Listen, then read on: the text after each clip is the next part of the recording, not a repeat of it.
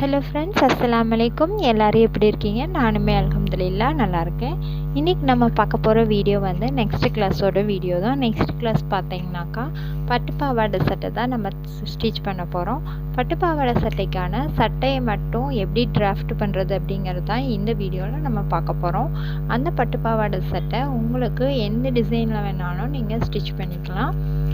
நம்ம வந்து basic level தான் பார்த்துட்டு இருந்தோம். பட் பேசிக் லெவல் முடிஞ்சிச்சு. இனிமேல் நம்ம பார்க்க போகிறது எல்லாமே அட்வான்ஸ் லெவலோட நான் உங்களுக்கு சொல்லித்தர போகிறேன்.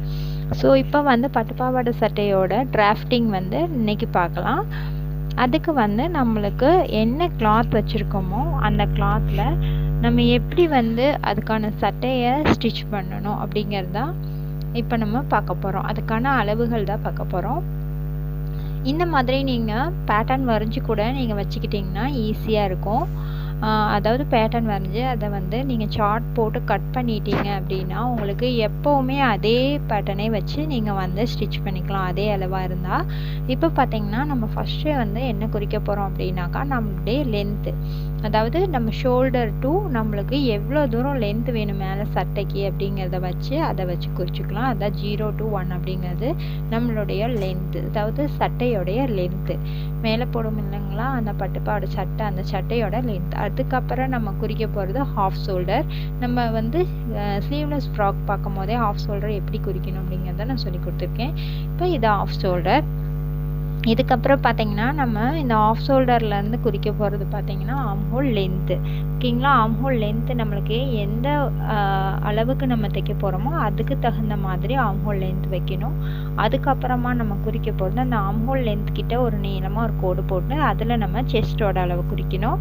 அதுக்கப்புறம் பார்த்தீங்கன்னா வெயிஸ்டோட அளவை நம்ம குறிக்கணும். அதுக்கப்புறம் வெயிஸ்டோட லென்த்தும் வெயிஸ்டோட அளவு குறிக்கணும். அதுக்கப்புறம் பார்த்தீங்கன்னா நம்மளுக்கு லாஸ்ட்டாக என்ன லென்த் தேவையோ அந்த லென்த்தை வந்து நம்ம குறிச்சிக்கணும். இப்போ இந்த செஸ்ட்லேருந்து வெயிஸ்டோட அளவு குறிக்கும் போது செஸ்ட்லேருந்து 1 இன்ச் மைனஸ் பண்ணோம்னா நம்மளுக்கு வெயிஸ்ட் அளவு கரெக்டாக வந்துடும். கீழே லாஸ்ட்டாக குறிச்சிருக்க அளவு பார்த்தீங்கன்னாக்கா நம்மளுக்கு அந்த செஸ்டோட அளவே குறிச்சிக்கலாம், அது கரெக்டாக இருக்கும். ஓகேங்களா? இது லென்த்து. அடுத்ததாக பார்த்தீங்கன்னா ஆஃப் ஷோல்டர்.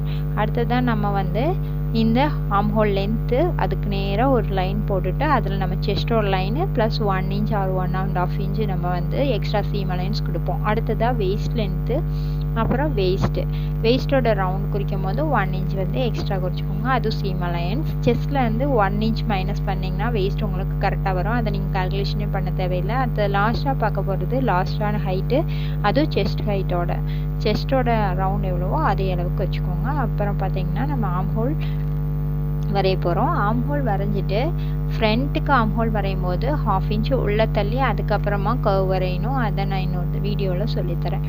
இப்போ பார்த்தீங்கன்னா நம்ம நெக் வித்து குறிச்சிக்கலாம். அதுக்கப்புறம் நெக்கோட லென்த்து, அந்த நெக்கோட டிசைன் கொடுத்துக்கலாம். ஓகேங்களா? இதுதான் வந்து ஒரு நார்மல் டிராஃப்டிங். இதில் நம்மளுடைய அளவுகளை நாமளே தான் குறிச்சிக்கணும். ஓகேங்களா? இது வந்து ஃப்ரண்ட் அண்டு பேக் ரெண்டுக்குமே. ஃப்ரண்ட்டுக்கு மட்டும் என்ன பண்ணணும் அப்படின்னா 1/2 இன்ச் வந்து ஆம்ஹோலில் உள்ளே வந்து கர்வ் பண்ணி குறிக்கணும். இதை நம்ம வந்து எத்தனையோ பேபிக்கு குறிக்க போகிறோமோ அத்தனையோ பேபிக்கு தகுந்த மாதிரி நம்ம வந்து இதை ஸ்டிச் பண்ணி எடுத்துக்கலாம். ஓகேங்க, கட் பண்ணி எடுத்துக்கலாம்.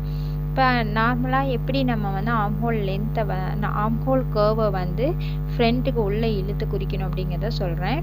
அதே மாதிரி தான் லென்த்து, ஆஃப் ஷோல்டர், அடுத்தது பார்த்திங்கன்னா ஆர்ம் லென்த்து, அடுத்தது பார்த்திங்கன்னா செஸ்ட்டு, அடுத்தது வெயிஸ்ட்டு, அடுத்தது கீழே இருக்கிற நம்மளுடைய கடைசி அளவு லென்த்தில் ரவுண்டு, அது செஸ்ட் ரவுண்டை தான் நம்ம குறிக்கிறோம். இதை வந்து டீட்டெயிலாக நான் கட் பண்ணும்போது சொல்கிறேன்.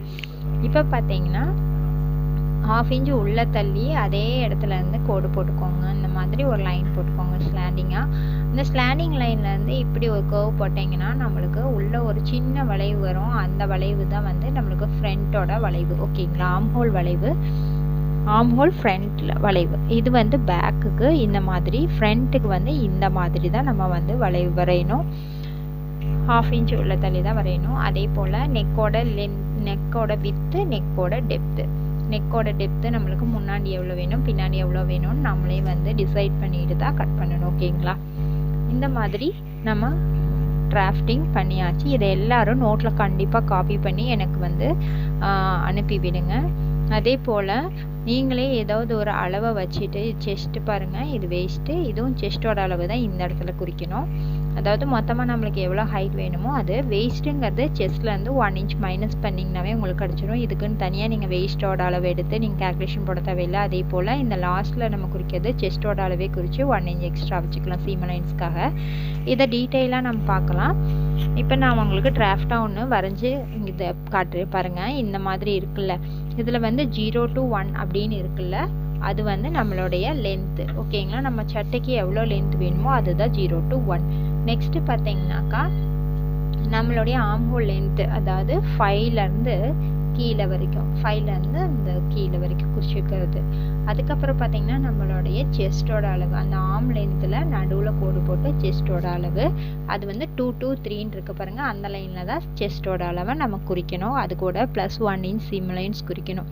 அதுக்கப்புறம் வெயிஸ்ட் லென்த் எவ்வளவோ அதை நம்ம குறிச்சிட்டு வெயிஸ்ட்டோட அகலம் எவ்வளோ அதை குறிக்கணும். அதுதான் 10 to 11ல் நம்மளோட வெயிஸ்ட்டோட அகலம் குறிக்கணும். வெயிஸ்ட்டோட அகலம் நம்ம குறிக்கும் போது செஸ்ட்டோட அகலம் எவ்வளோ இருக்கோ, இப்போ 5 இன்ச் இருக்குன்னா அதில் 1 இன்ச் மைனஸ் பண்ணி 4, அந்த மாதிரி செஸ்ட்டோட அளவில் 1 இன்ச் மைனஸ் பண்ணிவிட்டு அந்த அளவையும் ப்ளஸ் சீம் லைன்ஸ் 1 இன்ச்சுனா 1 இன்ச், 1.5 இன்ச்சுனா 1.5 இன்ச்சோ குறிக்கணும்.